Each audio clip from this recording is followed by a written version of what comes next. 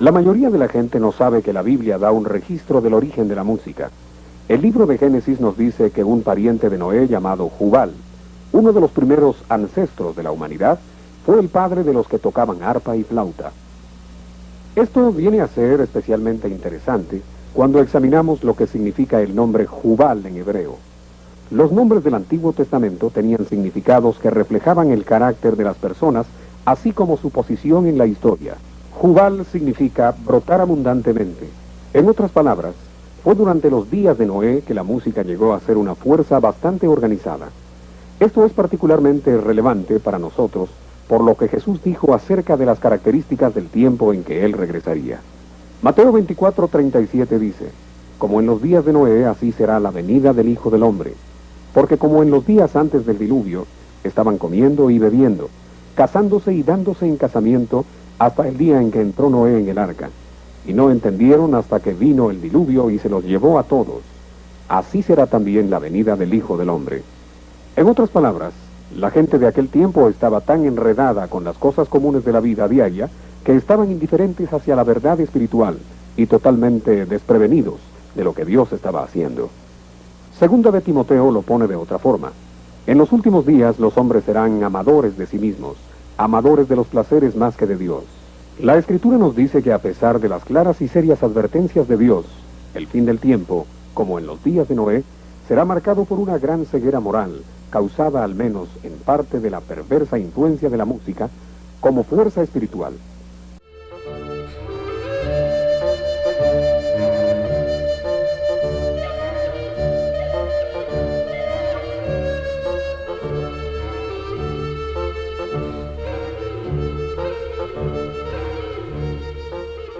Sin embargo, no tenemos que ir a la Biblia para ver que la música es espiritual por naturaleza. La palabra música proviene del griego musa, que significa espíritus que se supone eran responsables de la inspiración de todo el arte. No solo los antiguos griegos se sintieron espiritualmente inspirados.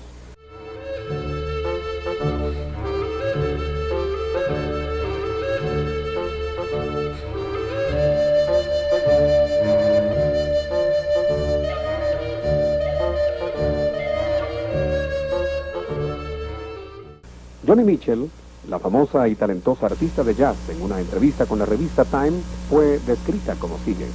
Ella cree firmemente en un varón musa llamado Art, quien le presta a ella su llave, para lo que ella llama simplemente el templo de la creatividad.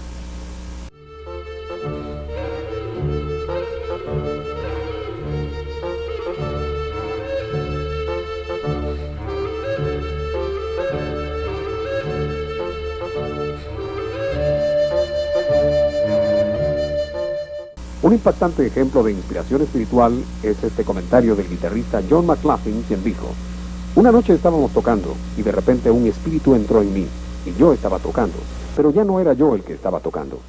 A striking example of spiritual inspiration is this quote by guitarist John McLaughlin. One night we were playing and suddenly the Spirit entered into me, and I was playing, but it was no longer me playing.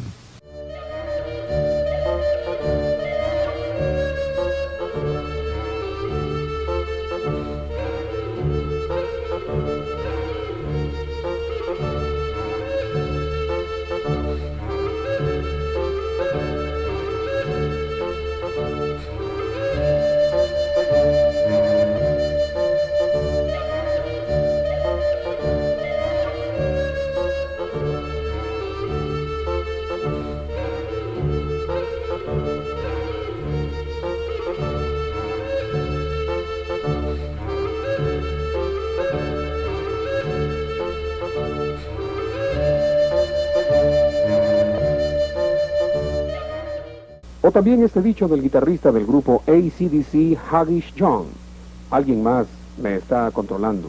Yo solo me dejo llevar. Yo llego a estar poseído cuando estoy en el escenario.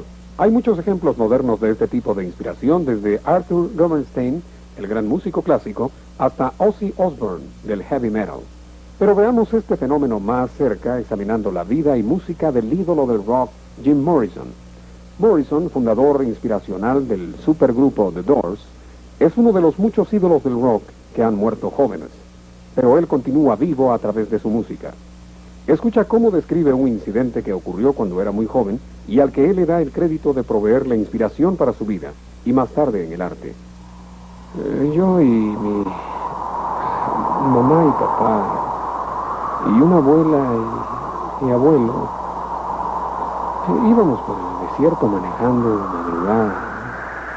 Un camión cargado con trabajadores indios había chocado con otro carro.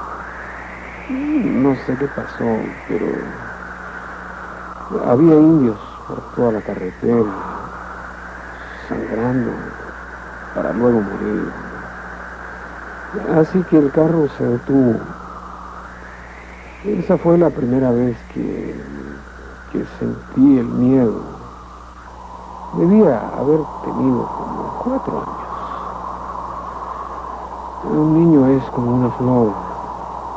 Su cabeza está sola, flotando en la brisa. La reacción que ahora tuve pensando en eso, viendo hacia atrás, es que las almas de los fantasmas de esos indios muertos, tal vez uno o dos de ellos, estaban corriendo alrededor, asustando y saltando dentro de mi alma.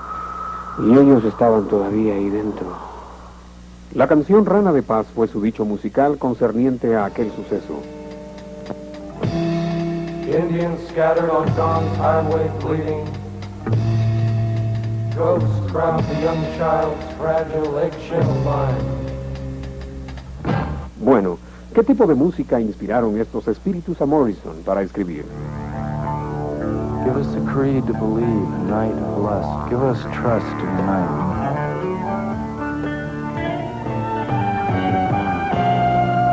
No more money, no more fancy dress. This other kingdom seems by far the best, until its other jaw reveals incest and loose obedience to a vegetable law. La esencia mística y espiritual de su música es indiscutiblemente como todo arte con el que hemos estado tratando, algo más que solo una colección de palabras o brochazos de pintura. Hay algo aquí que es trascendente, que habla más al alma que a la mente. Pero, ¿cuál es este otro reino? ¿Qué es noches de lujuria y actos de incesto? ¿Qué es esto que motiva a un hombre a cantar acerca de matar a su padre y violar a su madre? Como él dijo en la canción El Fin, o hasta burlarse de la crucifixión de Jesús, mostrándose él mismo clavado en un poste telefónico en la portada del disco Mujer de los Ángeles.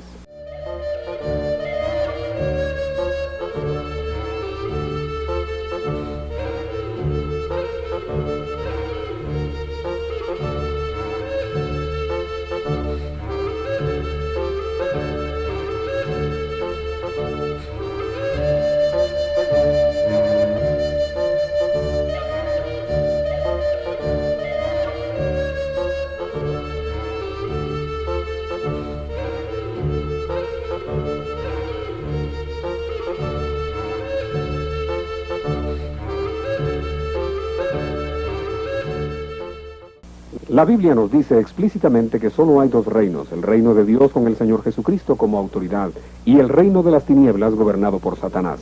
El reino de Satanás puede ser definido como la antítesis, lo opuesto de todo lo que establece Jesucristo. La Biblia usa el término anticristo. La palabra anticristo en el original griego significa no solo contra Cristo, sino que también implica una sustitución de algo más en su lugar. Obviamente la burla de la crucifixión que hace Morrison tiene un fuerte tono de anticristo. La cruz está en el corazón de la fe cristiana, aparte de la crucifixión y subsecuente resurrección de Jesús, que a propósito es el evento más comprobado en la historia de la antigüedad. Decir que estamos perdidos en la fe cristiana es una mentira patética. Satanás sabe esto, y por esa razón él odia la cruz más que nada, pues es el símbolo de su derrota. Miren el crucifijo, ¿qué simboliza? Una pálida incompetencia colgando de un madero.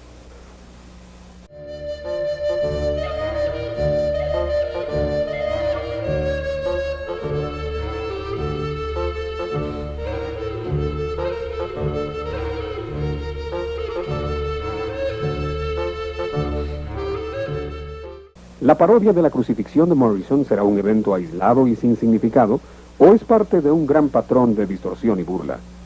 Black Sabbath presenta la cruz de una forma prominente en todas las portadas de sus discos. Aquí el grupo Dead Kennedys no solo hace burla de la crucifixión, sino que también presenta un símbolo de prohibición de la cruz. Ozzy Osbourne, al igual que su antiguo grupo Black Sabbath, casi nunca se presenta sin una cruz en un ambiente de ocultismo, y frecuentemente con la cruz hacia abajo, una común representación de la religión del ocultismo.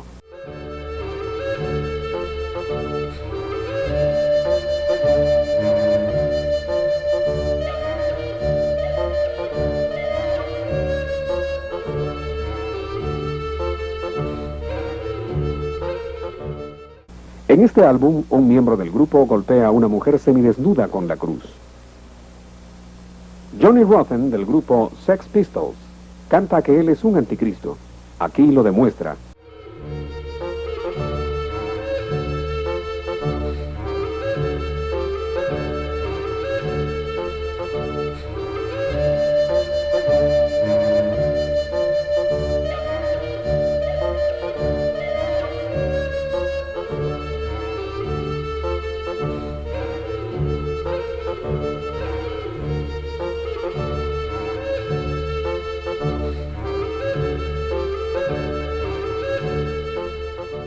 Al igual que el grupo inglés Crass.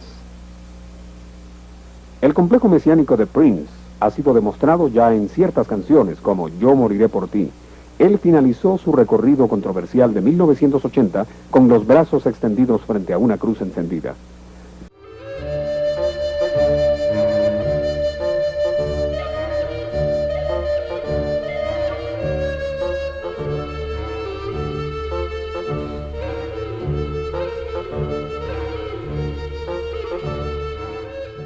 Verdad indiscutible presenta un demonio crucificado, un concepto increíblemente blasfemo, al igual que la portada del grupo Demonio, La Noche del Demonio.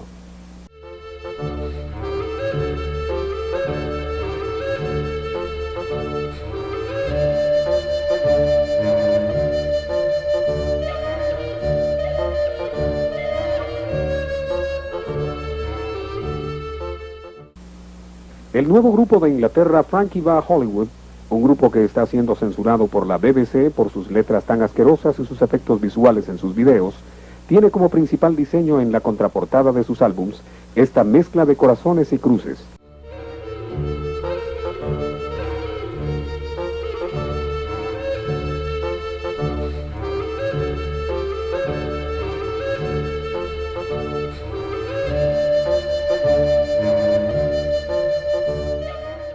La parte interior del disco presenta una ecuación escalofriante.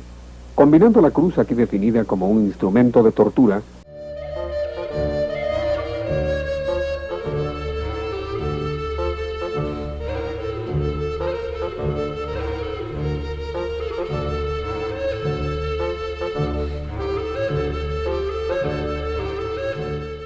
con otras cosas como el spunk, un término de caló para eyaculación, representado por las células del esperma en la primera parte de la ecuación. La cruz aquí modelada hacia abajo por los miembros del grupo Destrucción es casi una pieza de joyería obligatoria para las estrellas del rock. Este simpático amigo no trae menos de 3 cruces, así como una estrella pentagonal en su camiseta, que es un símbolo satánico del que hablaremos más tarde. Y por supuesto, la personalidad más conocida, quien casi a diario está explotando y haciendo burla de la cruz, es Madonna. En mayo del 85 dijo a la revista Spin, los crucifijos son sexys porque hay un hombre desnudo en ellos. Sería muy difícil para uno imaginar un comentario más blasfemo. Y esto es de una persona que ha demostrado ser una de las 10 mujeres más populares e influyentes en el mundo relacionado con la juventud.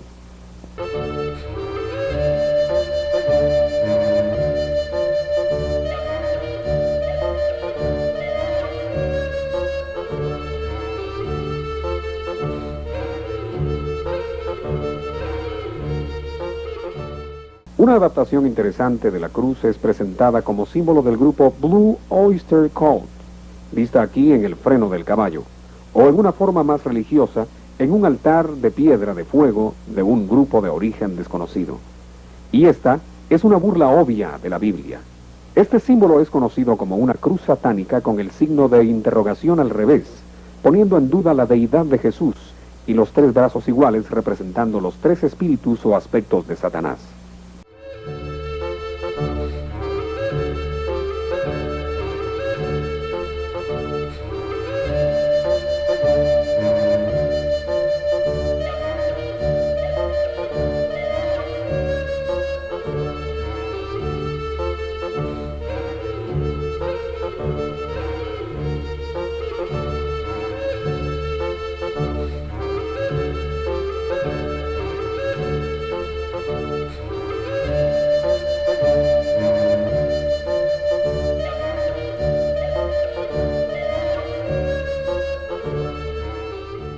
Para mostrarles que esto no es solo un incidente aislado del ocultismo en el grupo Blue Oyster Cult, escuchemos una canción de su álbum Espejos.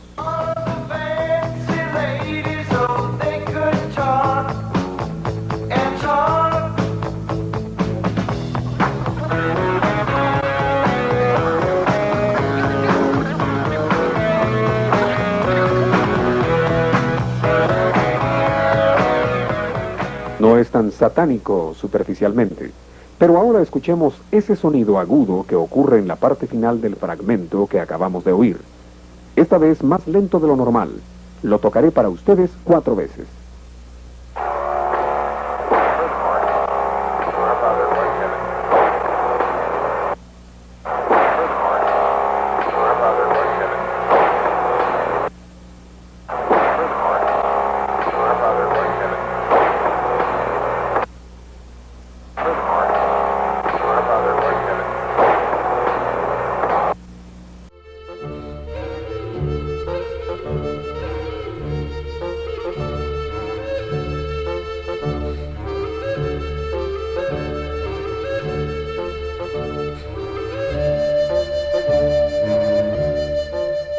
Junto con la cruz, Satanás odia a la persona de Jesús, su nombre, su carácter y su sangre.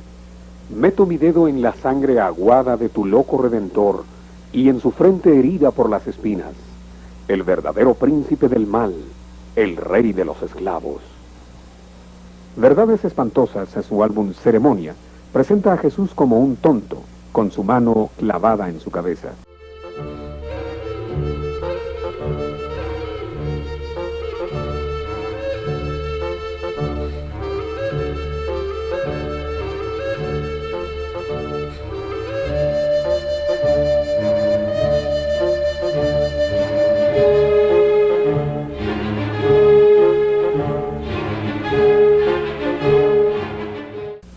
El disco de Jefferson Airplanes, Lon John Silvers, describe a Jesús como un bastardo que tuvo una relación amorosa con María Magdalena. Esta portada muestra a una muchacha coronada en una pose como Jesús. Note el nombre del grupo, Los Malditos. El grupo Coven, que es el nombre para un grupo de 13 brujas, muestra al diablo tocando su violín sobre la sangre derramada de Jesús.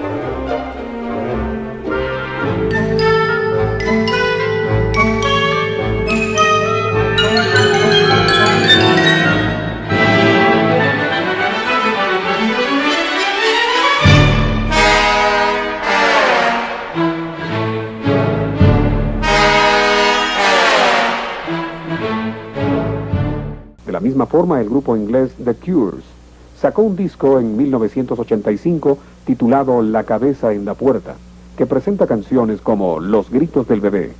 La canción La sangre dice: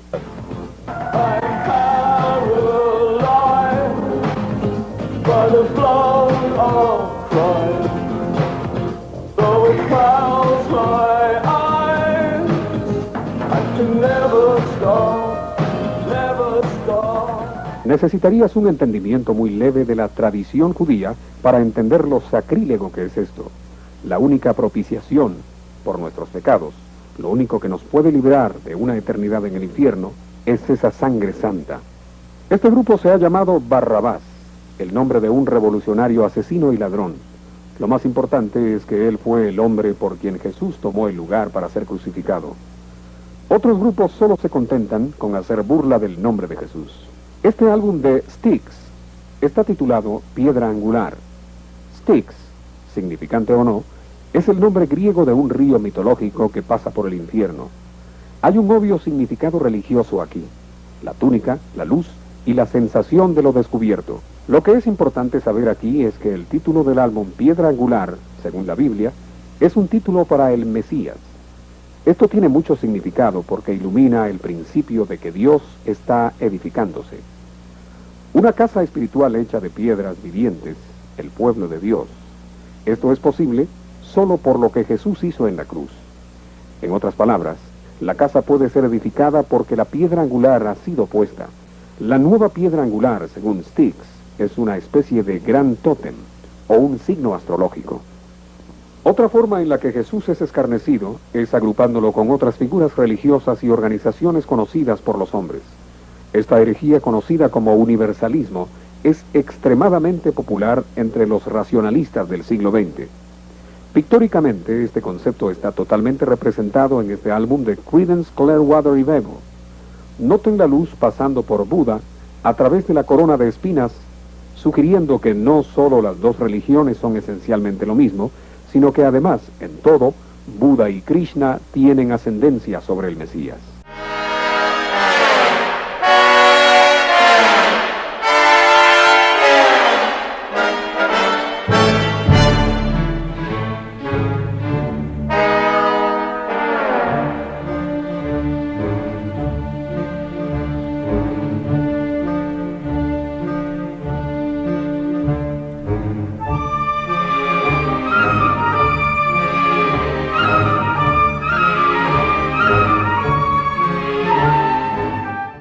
Al igual que el interior de este disco de Tierra, Viento y Fuego, que muestra los diferentes signos religiosos cristianos, la cruz y la estrella de David, mezclados con signos de hinduismo, budismo, ocultismo y aún humanismo representado por el busto de Voltaire. El título del álbum lo dice todo en todos. En otras palabras, todos son la misma cosa. Hay diferentes caminos hacia el mismo Dios o dioses.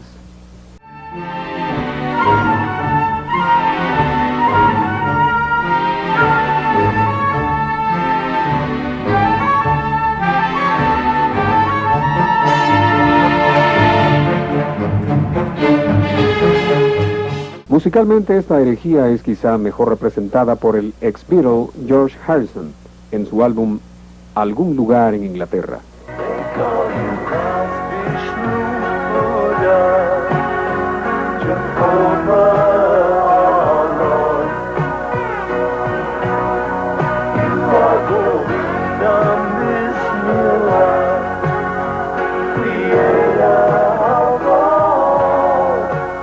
Qué bueno suena todo esto en la mente carnal y también que encaja en nuestra sociedad relativista.